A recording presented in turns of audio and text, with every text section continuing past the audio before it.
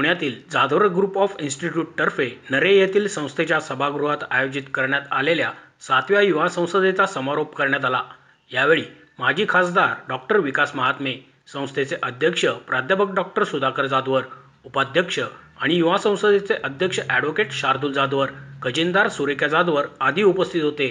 नगरसेवक गणेश बेडकर आणि दत्तात्रय धनकवडे यांना आदर्श नगरसेवक पुरस्कार, तर खासदार अशोक नेते यांना आदर्श खासदार पुरस्कार यावेळी प्रदान करण्यात आला। तसेच भरीव सामाजिक कार्यासाठी माजी सरपंच भास्कर पेरे पाटील यांना यावेळी जीवनगौरव पुरस्काराने सन्मानित करण्यात आले। पुणेरी पगडी, शाल, सन्मानचिन्ह, सन्मानपत्र असे पुरस्कारांचे स्वरूप होते। समाजामध्ये विविध क्षेत्रात अनेक चांगली माणसे आहेत, परंतु राजकारणाचा चिखल आपल्या अंगावर ओढून कशाला घ्यायचा यासाठी ते राजकारणापासून दूर राहतात। अशा माणसांमुळेच राजकारणामध्ये वाईट माणसांचे प्रमाण वाढत आहे। राजकारणाची गटारगंगा झाली आहे, अशी केवळ टीका करण्यापेक्षा ती स्वच्छ करण्यासाठी सज्जन माणसांनी राजकारणामध्ये उतरले पाहिजे, तरच राजकारणाची गटारगंगा स्वच्छ होऊन देशाची लोकशाही बळकट होईल, असा विश्वास व्यक्त करून माजी राज्यमंत्री सदाभाऊ खोत पुढे म्हणाले, आजच्या तरुणांना या युवा संसदेच्या माध्यमातून नवीन विचार दिला पाहिजे। हा विचार घेऊनच ते तरुण समाजामध्ये सकारात्मक बदल घडवू शकतील आणि त्यातूनच उद्याचे नेतृत्व निर्माण होणार आहे, असेही त्यांनी सांगितले। जातीपातीचं सोनं झालं या, जातीपातीचं सोनं झालं या आणि गावगाड्यातल्या मातीची राख झाली या, गावगाड्यातल्या मातीची राख झाली या। जातीपातीचं सोनं झालेलं आहे आणि म्हणून मी शार्दूलला सांगेन की राजकारणामध्ये याचं असेल तर माती घेऊन यावं का जात घेऊन यावं, हा माझ्यासारख्या समोर पडलेला प्रश्न आहे। मी माझ्या समोर बसलेल्या युवकाला राजकारणामध्ये येत असताना अरे तू माती घेऊन ये का जात घेऊन ये, ह्यातलं उत्तर कोणतं द्यावं हा सुद्धा प्रश्न आजच्या घडीला कठीण झालेला आहे। माती घेऊन आला तर त्याची माती होती या, आणि सोनं घेऊन आणि जात घेऊन आला तर राजकारणामध्ये त्याचं सोनं होतं या। मग मी माझ्या गावगाड्यातल्या पोराला काय सांगावं, तू काय घेऊन यावं?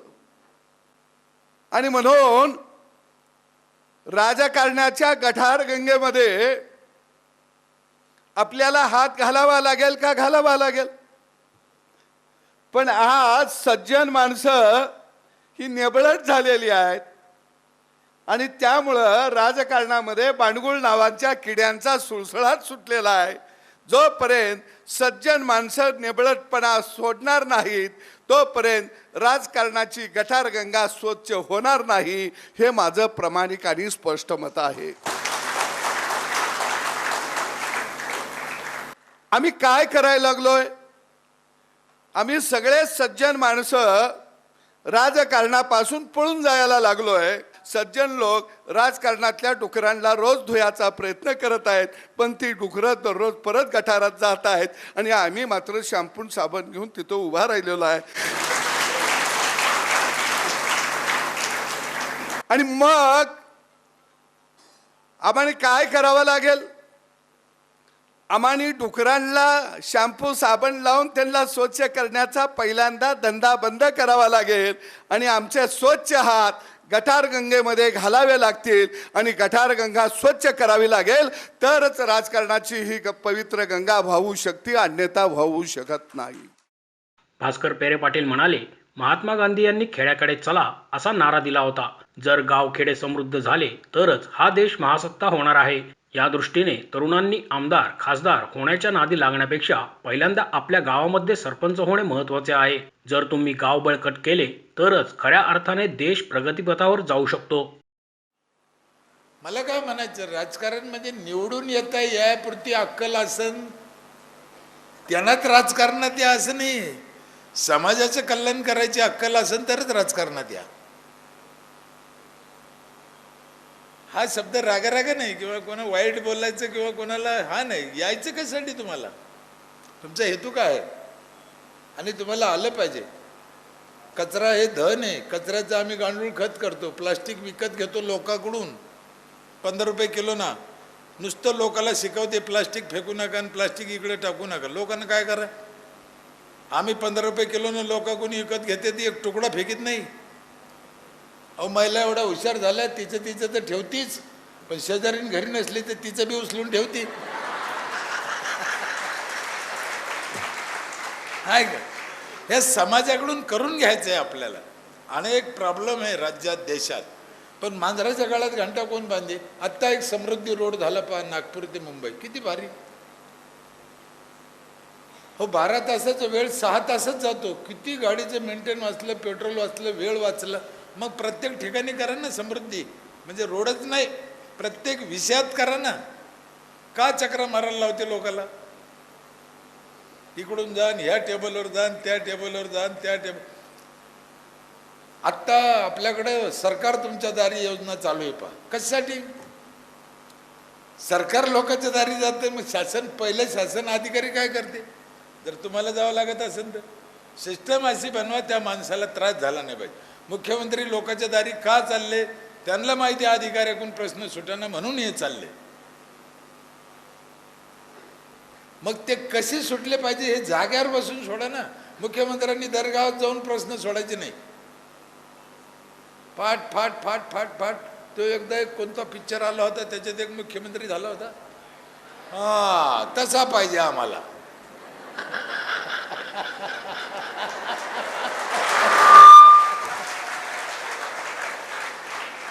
हे घरी घर जाऊन तो काय दुखत विचारणार नको, हे नाही पाहिजे.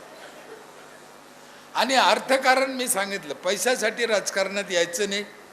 खूप अनेक गोष्टी आपल्याला, कितीतरी इथं वेळेच्या अनेक मर्यादा आहे. मी रोज रात्र दिवस प्रवास करतो. एखाद्या पुलावर लिहिलेलं असतं पहा, पुढे धोकेदायक पूल आहे. मग रात्री 2 वाजता मी काय करू? ती गाडी डोक्यावर घेऊन खालून जाऊ, असं तिकून जाऊ?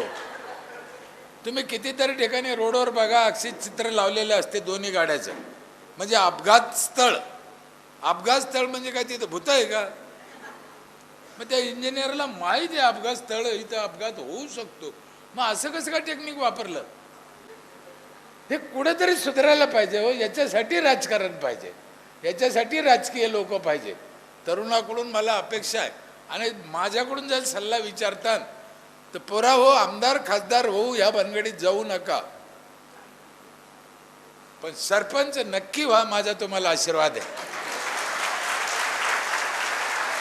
कारण महात्मा गांधीने सांगितलं होतं, खेड्याकडे चला. आणि जोपर्यंत खेडं सुधारत नाही तोपर्यंत भारतात महासत्ता होणार नाही. ॲडव्होकेट शार्दूल जाधवर म्हणाले, आपल्या अभिनव विचारांमधून देशाला दिशा देणारे युवक घडावे, हा या संसदेमागील हेतू आहे.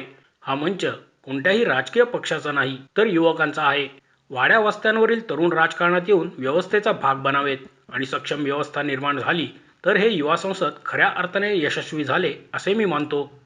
आज हे युवा संसदेचं 7वं वर्ष आहे, पण मला सांगताना फार मोठ्या प्रमाणावरती अभिमान वाटतो. माझं ऊर त्या ठिकाणी भरून येतं. या युवा संसदेच्या माध्यमातून याच युवा संसदेचं प्रोडक्ट म्हणून त्या ठिकाणी एक आमची विद्यार्थिनी MBAची ही त्या ठिकाणी नंदुरबार सारख्या जिल्ह्यात, जेव्हा आदिवासी बहुल त्या ठिकाणी जिल्हा आहे, त्या जिल्ह्यामधनं ती मुलगी येते.